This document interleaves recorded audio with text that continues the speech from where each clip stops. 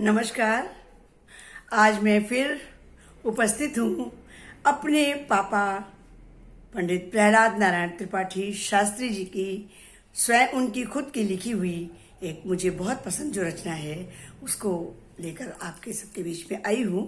और जैसा कि आपने फेसबुक पर यूट्यूब पे आप लोगों ने उनकी जीवन घट को बहुत सराहा है और बहुत पसंद किया है, मुझे विश्वास है कि ये कविता जो मैं आज देने वाली हूँ वो भी आप लोग बहुत पसंद करेंगे, क्योंकि इसमें उन्होंने श्राप को वरदान माना है।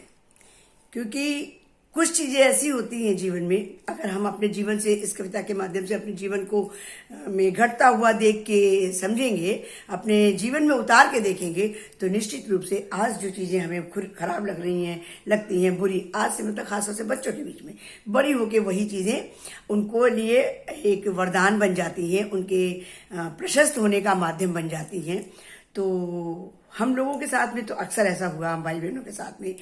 और कभी कभी मम्मी थोड़ी स्ट्रिक्ट थी, तो वो जब भी कभी ज़्यादा ऐसा कभी उनकी कुछ प्रतिक्रिया या डांट फटकार या मार, भाई बचपन में मार सबने खाई होती थी, तो हम लोग जब ज़्यादा परेशान होते थे तो कभी कभी अकेले में बैठ के समझाया करते थे कि तुम इस लाइन को याद रखना हमेशा।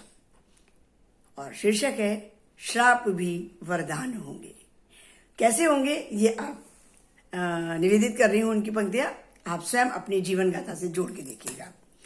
तो सुनिएगा कि शाप ही वरदान होंगे, शाप ही वरदान होंगे, दूर वसुधा और गगन के जा मिले दोनों किनारे। सांझ का समय है, उसको जोड़िएगा। दूर वसुधा और गगन के जा मिले दोनों किनारे, उस जगह से देख कोई भेजता संदेश प्यारे। उस सांध्य वेला को ध्यान कर देखिए कि वहां से हमें संदेश क्या मिल रहा है कि एक डूब रहा है और एक आगे आने के लिए, चांद आने के लिए निकलने को तैयार है। दोनों स्थितियों को देख करके बताया गया है कि दूर वसुधा और गगन के जा मिले दोनों किनारे, उस जगह से देख कोई भेजता संदेश प्यारे। यातनाएं ही तुम्हारे पंथ का पाथेय होंगी, यातनाएं ही तुम्हारे पंथ का पाथेय होंगी। कैसे? जब कष्ट मिलते हैं तो उन कष्टों के लिए हमें रास्ता खोजना पड़ता है। पाथेय माने रास्ता, मार्ग, आगे आने वाला मार्ग। तो हमें रास्ते अपनी कठिनाइयों के आने से ही मिलता है। और या भेजता संदेश प्यारे, यातनाएं ही तुम्हारे पंथ का पाथेय साथी। और झंझा के झकोरे ले चली नौका किनारे। झंझा बात आता है तो नौकाएं जल्दी जल्दी किनारे आती हैं। तो और झंझा के झकोरे ले चली नौका किनारे, तो देख लेना एक दिन, देख लेना एक दिन, ये अश्रु ही मुस्कान होंगे, शाप ही वरदान होंगे, अश्रु ही मुस्कान होंगे। जब कभी हम लोग रोते थे तो इन्हीं पंक्तियों से हमें ढांढस बंधाया जाता था। और मैंने भी अपने शैक्षिक काल में, जब मैंने बच्चों को पढ़ाती थी तो मैं बच्चों को, मैं स्ट्रिक्ट मैं भी बहुत थी, तो जब भी मैं कभी उनको डांटती थी या वो रोने लगते थे हमारी बात को, यहाँ तक कि बच्चे तो छोड़िए, हमारे मतलब मैं चूंकि प्रधानाचार्य थी तो सभी शिक्षिकाओं के ऊपर भी मुझे ध्यान रखना पड़ता था, तो वो भी कभी कभी सख्ती करनी पड़ती थी मुझे। और उन सख्ती से जब वो रोती थी तो मैं जब कभी अच्छे मूड में होती थी, कोई मौका होता था, तो मैं ये 2-3 लाइनें जरूर दोहरा करके उनको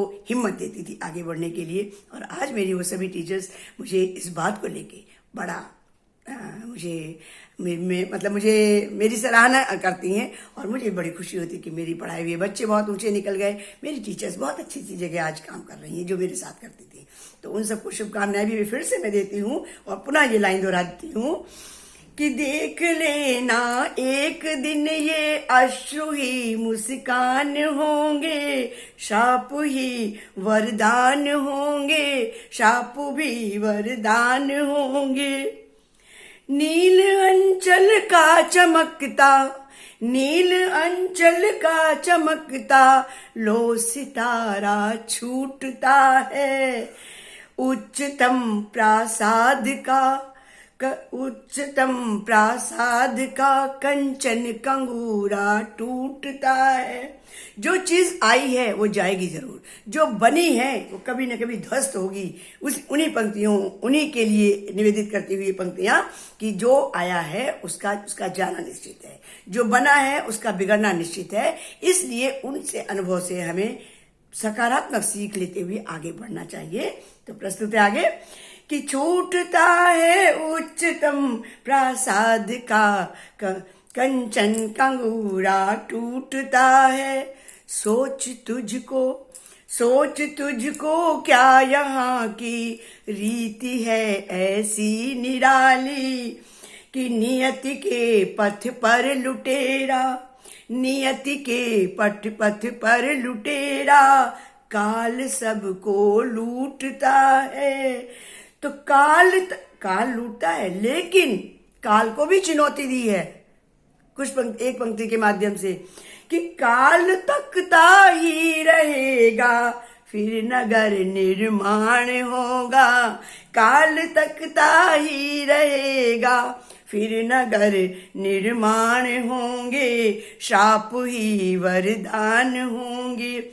इसको जोड़िए उस तरह से कि काल की गति, काल कुचक्र की गति ने देखिए कितने बड़े बड़े सुमानी, कितने बड़े बड़े भूचाल सब आए, नगर ध्वस्त हो गए, लेकिन क्या ध्वस्त होने के बाद वैसी ही स्थिति रही? नहीं, फिर से नए नगरों का निर्माण हुआ, नई सुविधाओं के साथ निर्माण हुआ।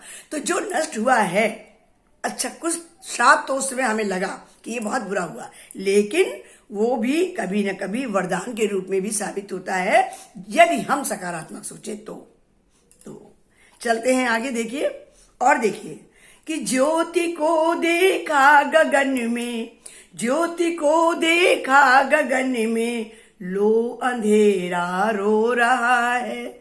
जो प्रकाश बिल्कुल अरुणिम प्रकाश जब निकलता है सुबह 5 बजे की जो भोर में, उसको देख करके अंधेरा रो रहा है कि अब मैं जा रहा हूं, ये प्रकाश, ये ज्योति फैलने जा रही है, मैं जा रहा हूं। उसको देखकर वो अंधेरा दुखी है। तो उन अंधेरा क्यों दुखी है और अंधेरे से और ज्योति से क्या लाभ मिलेगा, ये इन पंक्तियों, पापा की पंक्तियों से निवेदित है कि ज्योति को देखा गगन में, लो अंधेरा रो रहा है, रात काली जा रही, सुंदर सवेरा हो रहा है। तो कल्पनाओं के खटोले में सतत उड़ते बिहग हैं, कल्पनाओं के खटोले में सतत उड़ते बिहग हैं, और आस में विश्वास का सुंदर बसेरा हो रहा है। आशा में विश्वास रखिए और तभी सकारात्मक परिस्थितियां आपके सामने हाथ फैलाकर स्वागत करने के लिए खड़ी हो जाएंगी।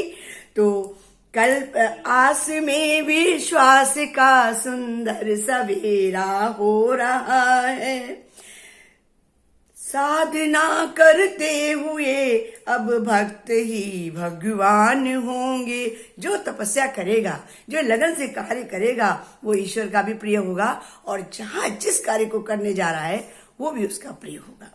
तो साधना करते हुए अब भक्त ही भगवान होंगे, शाप ही वरदान होंगे, शाप ही वरदान होंगे।